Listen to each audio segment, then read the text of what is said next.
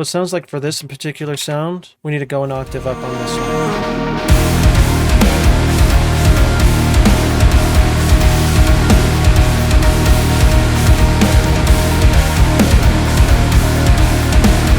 So you want to add synth layers to your songs, but you don't know where to start. I was there too. However, with the tools that you already have, it might be easier than you think.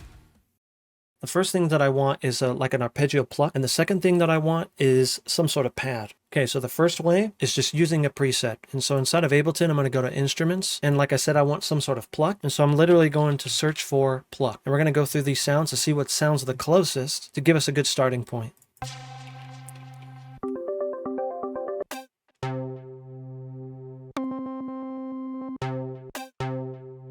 This one's pretty close, this bridge pluck here. Now that I found my sound, I'm going to use an arpeggiator inside of Ableton. So I'm going to go to All and then just find arpeggiator, click it before that sound that we just found. And so this is what we have right now. So I want my arp to be in 16th notes. So under rate, I'm going to bring it to 16th notes. Now I'm going to start turning all the knobs just to see if I can get it even closer.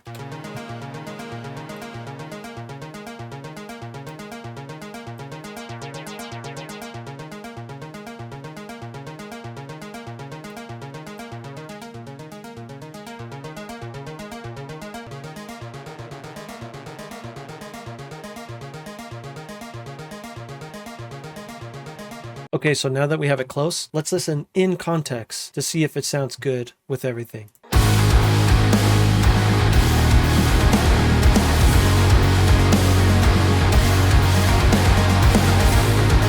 Okay, so I'm not hearing it too much. So what I'm going to do is I'm going to make it an octave higher. Inside of Ableton, I'm just going to grab everything, Control A, hold Shift, and hit the up arrow. So it's going to go up one octave.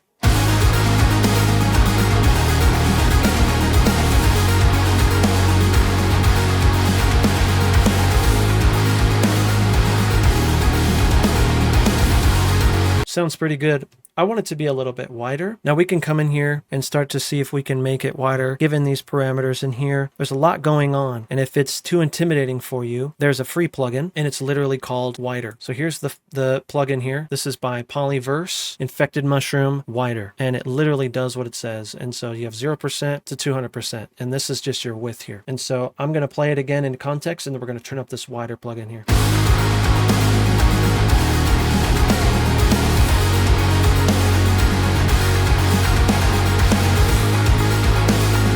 So now it's just a little bit too loud, so I'm going to bring it in. Sounds pretty good. It's right there, you know? Next, let's try to find a pad. So I'm going to do the same thing, Instruments, pad.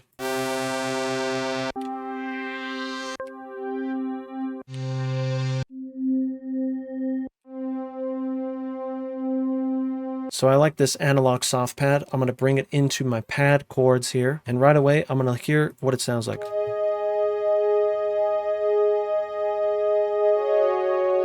So you can see the difference here. It's not a controller. This is actually the wavetable plugin inside of Ableton. And so a lot of this comes down to just moving things around, moving all the knobs to see what happens. And so with this soloed, I'm going to just start moving things around to see what happens. Looks like we have our wavetable here, which has different wave shapes, and you can change this based on, you know, this spectrum here. You have a filter. And then you have your attack and stuff like that with an envelope filter and stuff like that. However, again, that's too high level right now. And so the biggest thing is just turn knobs, see what happens.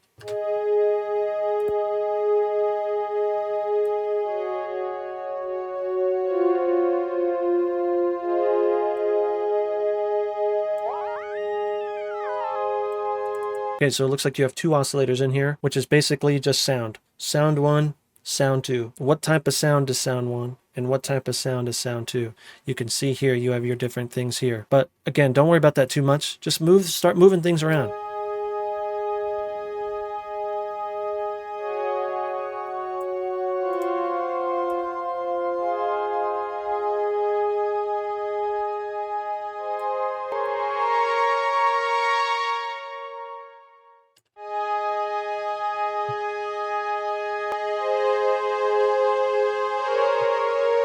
See, like this matrix and MIDI, like that's too much for me. I don't know what this is. But I'm not too worried about that. It's close. It's really close. Just for fun, let's add a reverb. So I'm going to go to all, type in reverb, and I'm just going to grab the stock reverb from Ableton. And I want to bring the decay up, which is basically just the length of the reverb.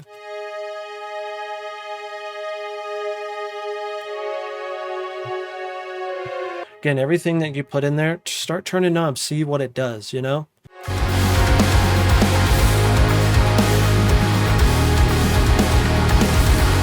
Let's bring this an octave up because this arpeggio goes all the way through. You can see I don't have my pad going. Let's add a quick note there just to see what it sounds like. It's just going to do one note. I don't need anything crazy. Legato.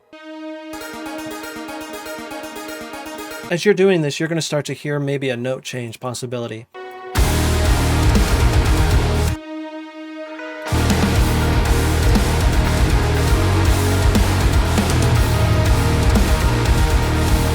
So these fit really, really well. I feel like both of them fit really good. With the pluck, I realized that having a more metallic pluck, it's going to peek out of the mix a little bit more. And so if you have a dense mix, kind of like this is here, you're going to want something more metallic for your plucks, just so they poke out a little bit. Okay, so for the next idea number 2, we are going to pick an instrument inside of our DAW. Could be inside of any DAW that you have as well. The instrument that I'm going to choose is drift. So with drift, I am the most familiar with drift. However, that doesn't mean that I know it a ton. I think this is a good experiment to show you how I would go about just exploring the plugin to find the sound that's close enough to what I think fits in this mix. So this arpeggio, I have the arpeggiator 16, still everything is the same here. I didn't touch anything. And I just brought in, this is just a stock drift here. And so let's see what it sounds like. What's crazy is it's already really close. It's super close to what we need. However, there's some things inside of Drift that we can do to kind of make it more stereo and stuff like that. Again, there's a few things that I know how to do inside of Drift. And so let me show you the first things. So the first one is turning your mode into stereo and then turning the percentage of the stereo up, which is basically your width. So I'm going to turn that up and you can hear what it does.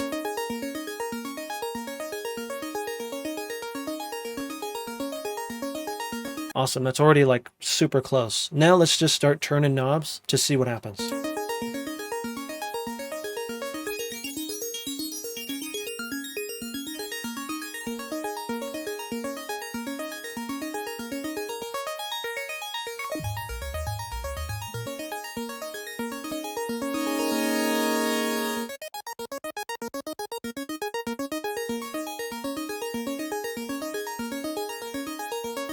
Nice. It's really close already. I'm going to immediately grab a reverb and just chuck it in there, see what happens. Let's bring up the decay.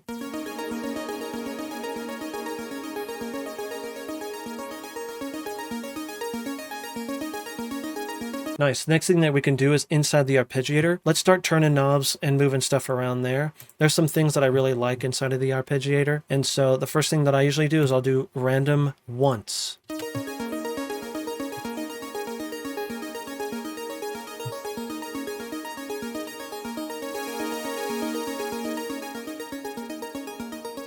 Let's see what it sounds like in our mix. We might need to make it more metallic.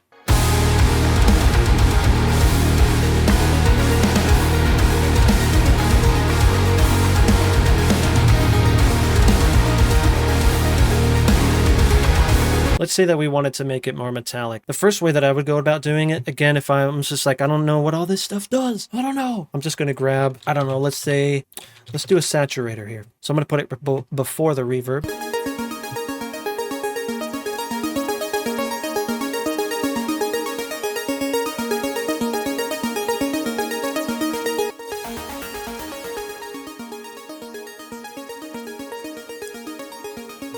So you can hear it's already just pushing it a lot more. So I'm going to bring the volume down.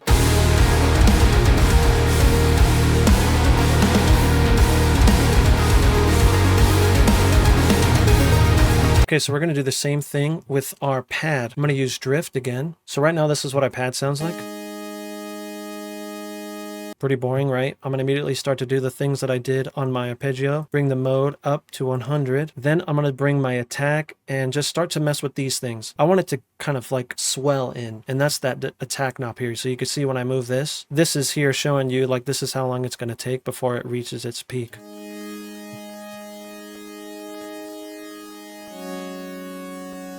I'm gonna mess with my release so it kind of blends into the other notes there.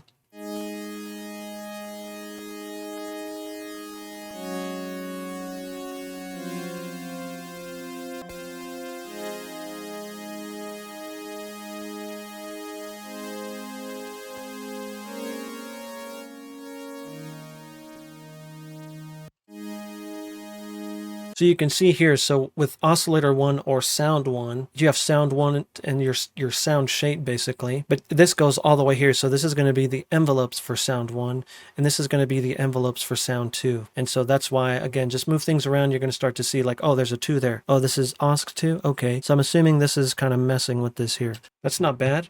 Okay. I'm going to immediately put a reverb on there to see what it sounds like.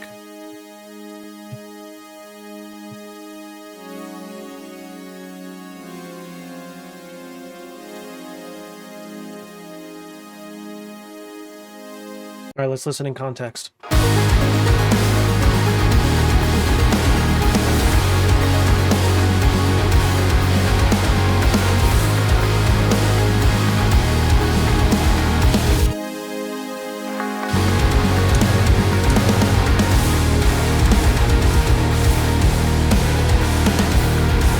it sounds like for this particular sound, we need to go an octave up on this one. Let's bring our release down on here. Sounds like it's too long.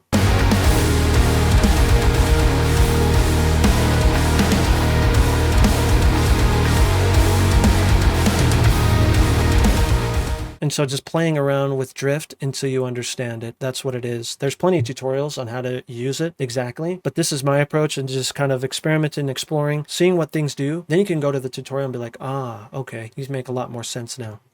So the point of this video wasn't to really show you and give you like the fundamentals of synthesis and what an oscillator is, right? The point of this video was to show you how I go about trying to get things in there fast so I can just fill in and add layers to my song. And there's so many other ways that you can go about doing that. The cool thing about, you know, buying other plugins and other synthesizers is it's going to have your imagination just run that much further and give you sounds that are a lot closer, a lot faster. And that's the way that I like to work. I like to work fast. I like to get the sound in there so I can move on to adding, you know, maybe a different guitar part or a different bass part. Again, I'm not too worried about the fine details of like what this synth does, what this oscillation is doing to my synthesis. It's like, that's too much for me. I just want to find a sound that's close, tweak the sound by turning all the knobs, getting it close, chucking it in there, blending it in, and that's it, you know? And so I decided to use both of the drift sounds that we made. I feel like it sounded really good. And so, dudes, let's check it out. Yo, hold on. I do one-on-one sessions now. And so if you want to come hang out, if you need help with a mix or anything like that, check out the link in the description and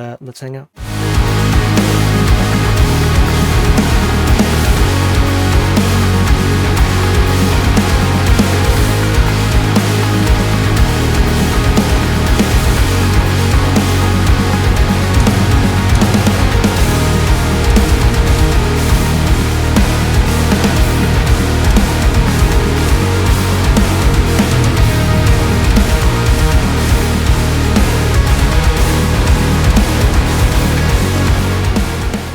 So man, I hope this helped you out. Again, it's not an in-depth tutorial on how to use synthesizers and synthesis, but it's showing you how to get the job done quick so you can move on to your next thing. If you like this video, make sure you give it a like, throw me a comment, letting me know how much you did or did not like this video. But I will be back next week, put out a video every Tuesday. Make sure that you check out the Instagram. I also have a Patreon with some cool stuff in there with like templates and presets, stuff like that. I actually also did a 2-hour mix walkthrough. So if you want to know how I went about getting my mixes, then that's in there. But dudes, until next time, we'll see you.